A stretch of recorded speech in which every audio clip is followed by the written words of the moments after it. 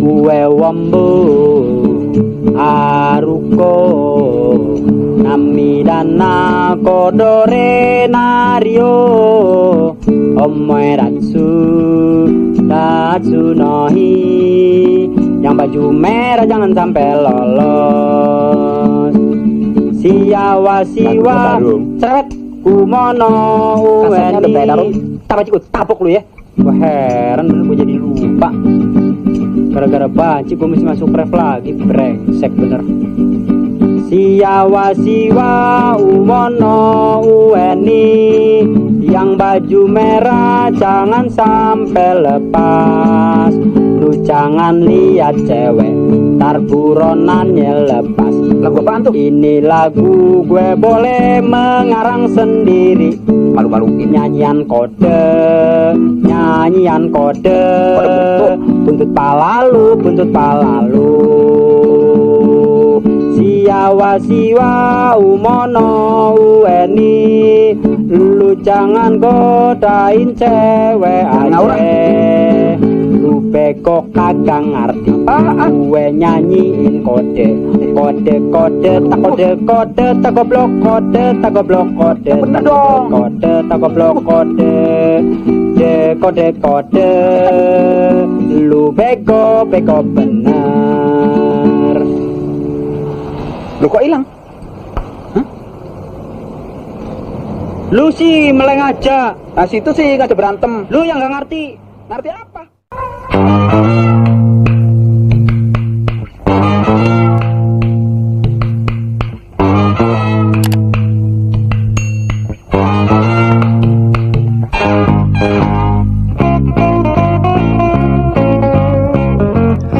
Halo Sobat Film, balik lagi bareng gue yang bakal nemenin kalian. Kali ini kita bakal ngebahas film jadul Indonesia. Apa kalian masih ingat dengan nyanyian kode yang dibawain Kasino dengan Dono ketika mereka ngamen? Yap, sepenggalan film tersebut terdapat di dalam film Pintar-Pintar Bodoh yang akan gue ceritain alurnya.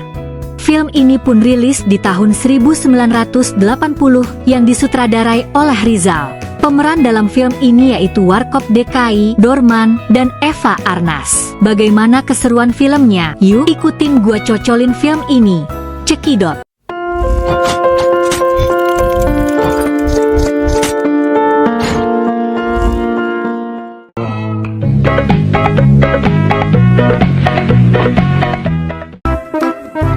Di awal kisah Warkop DKI dan Dorman sedang jalan di taman. Mereka ngobrolin bentar lagi lulus sekolah SMA dan mau kerja apa. Kalau Kasino dan Indro mereka ceritanya anak orang kaya, duitnya nggak punya nomor seri. Dono sama Dorman yang ada malah jadi gelandangan. Di saat itu ada bocah nangis ditanya sama Dorman. "Hei Ucok, kenapa kau ditimpal sama anak itu?" "Nama saya bukan Ucok om, tapi Rau." Ternyata anak itu dari kemarin tersesat hilang dari orang tuanya. Mereka pun anterin anak itu ke rumahnya yang tempatnya lumayan jauh. Ketemulah rumah orang tuanya itu, ternyata anak itu adalah anak orang kaya. Pas nyampe orang tuanya girang ketemu anaknya dan ia langsung kuras isi dompetnya, dikeluarin semua tuh uang kasih ke mereka. Dono pun langsung sambar uang itu. Dia bilang ini merupakan kerjaan kami yang merupakan biro jasa dan penyelidikan.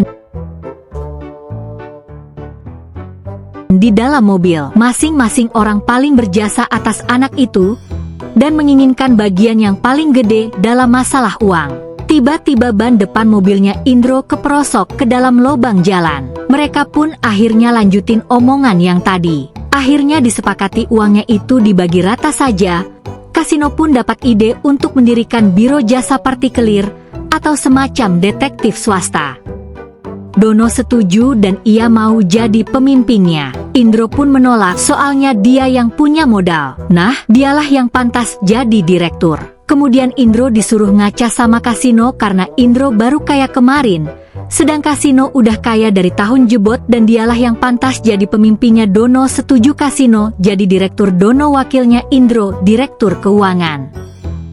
sedang Dorman jadi tukang sapu aja. Dorman nggak terima dong, ngapain gue jauh-jauh merantau dari Medan cuma untuk jadi tukang sapu. Dan akhirnya Indro tetap jadi direktur dan Dorman wakilnya, sedang Kasino pun jadi direktur dan Dono wakilnya. Mereka pun akhirnya jalan masing-masing.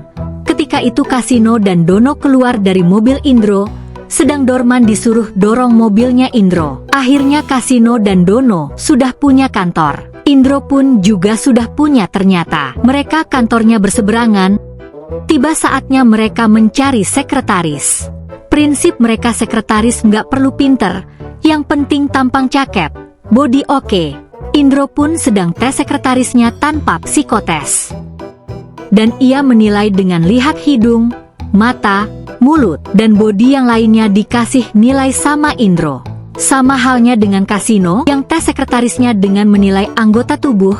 Setelah dihitung rata-rata nilai mereka, akhirnya wanita-wanita itu diterima jadi sekretaris. Suatu saat Kasino sedang telepon serius, nggak tahu siapa yang ditelepon sama dia. Pembahasannya masalah uang mulu, ratusan juta dan proyek-proyek besar. Saat pintu kantor mau ditutup, Kasino melarang, sepertinya ia sengaja untuk memanas-manasi Indro yang lihat Kasino telepon. Ketika itu ada petugas telepon datang, dikira konsumen Kasino. Tetap aja telepon. Setelah selesai telepon, petugas itu izin mau nyambung kabel telepon yang putus. Diledekin sama Indro. Dono menemukan proyek strategis di kolom koran tentang hilangnya sebuah surat.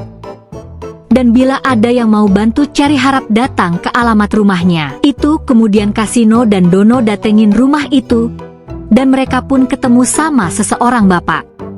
Dono pun mulai mengidentifikasi surat itu dengan bertanya ke bapak itu.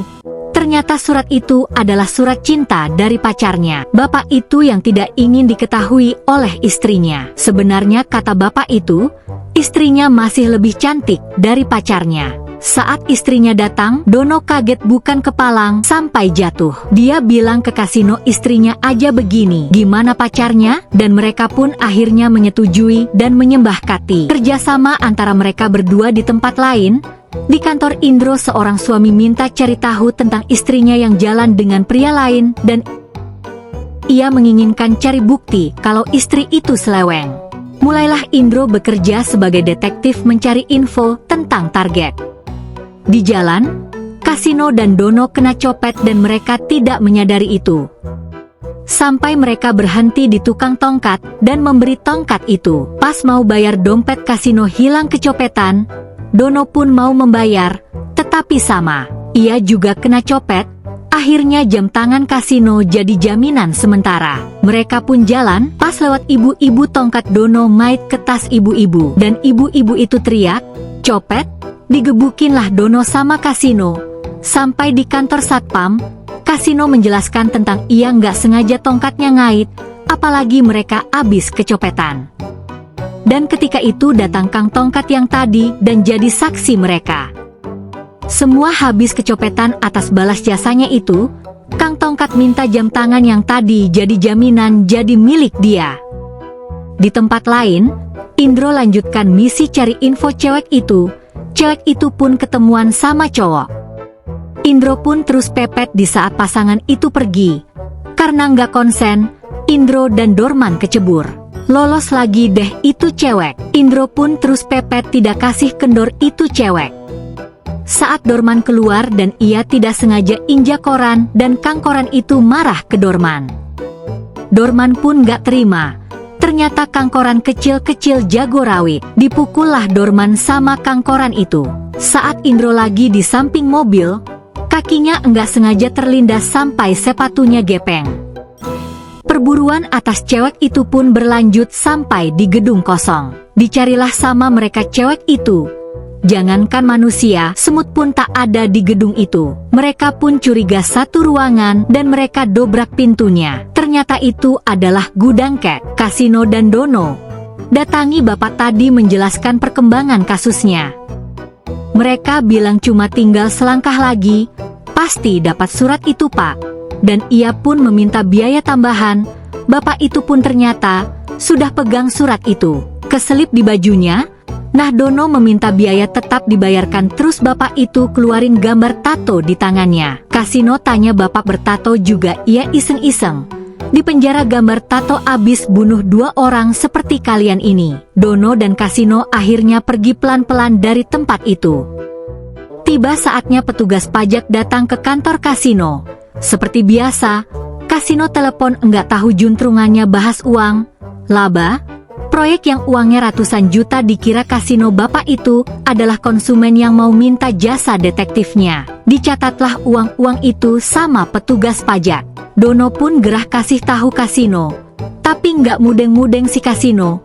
Pas selesai teleponan, bapak itu bilang, iya dari kantor pajak.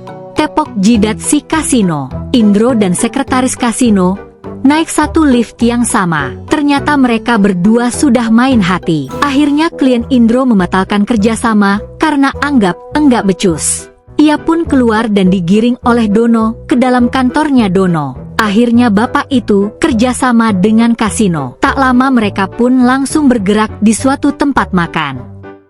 Istri bapak tadi terpantau sedang berdua dengan laki-laki lain. Kasino pun terus pepet cewek itu dan ia datengin tempat makan. Ketika ada banci mau ngamen, diambillah gitarnya oleh Kasino dan si banci dikasih uang. Kasino pun nyanyi sukayaki, tapi karena Dono sibuk godain cewek lain, Kasino nyanyi jadi ngarang-ngarang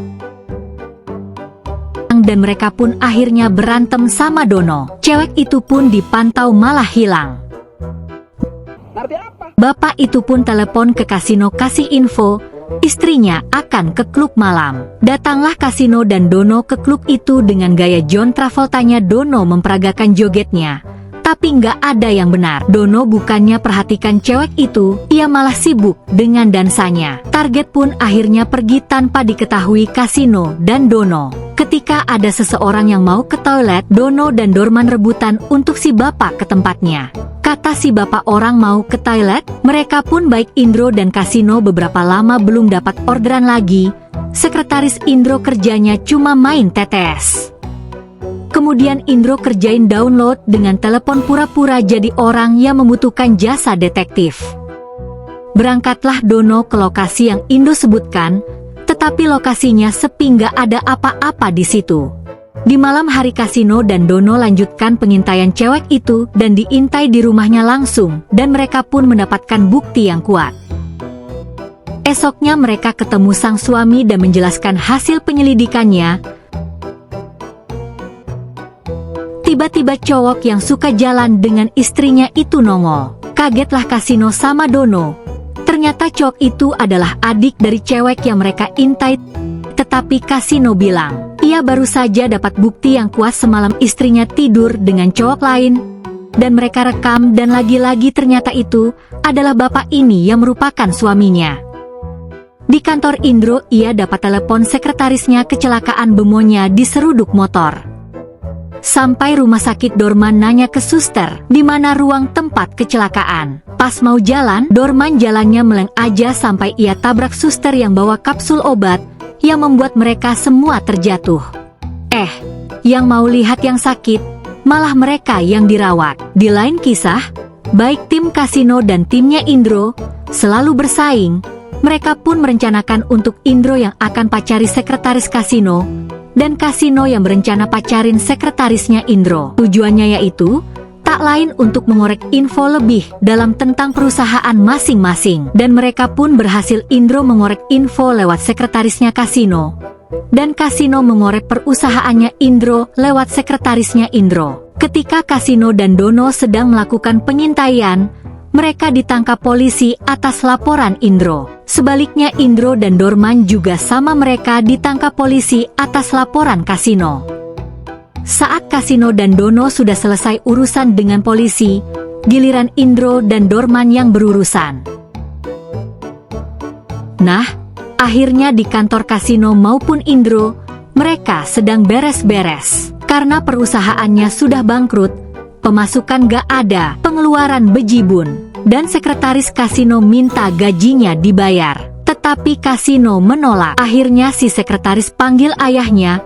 Masuklah ayahnya dengan tampang sangar. Kasino dan Dono akhirnya patungan untuk bayar gaji sekretarisnya. Hal serupa pun sama sekretarisnya Indro, minta dibayar gajinya.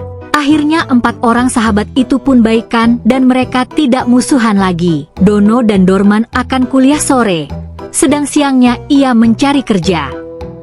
Sedang Indro dan Kasino akan kuliah di luar negeri disuruh babenya. Dan film ini pun selesai. Berterima kasih buat kalian yang sudah menonton. Kalau menurut kalian gimana? Coba tulis di kolom komentar. Dan jangan lupa juga buat like video ini kalau kalian suka, share ke teman kalian, dan tentunya subscribe channel Srempiti Film supaya gak ketinggalan cerita-cerita film seru lainnya. Sampai ketemu lagi di alur cerita film berikutnya. See you Sobat Film. Juga tidak mata duitan, apalagi kamu budiman. Banyak yang suka kamu, salah satunya aku.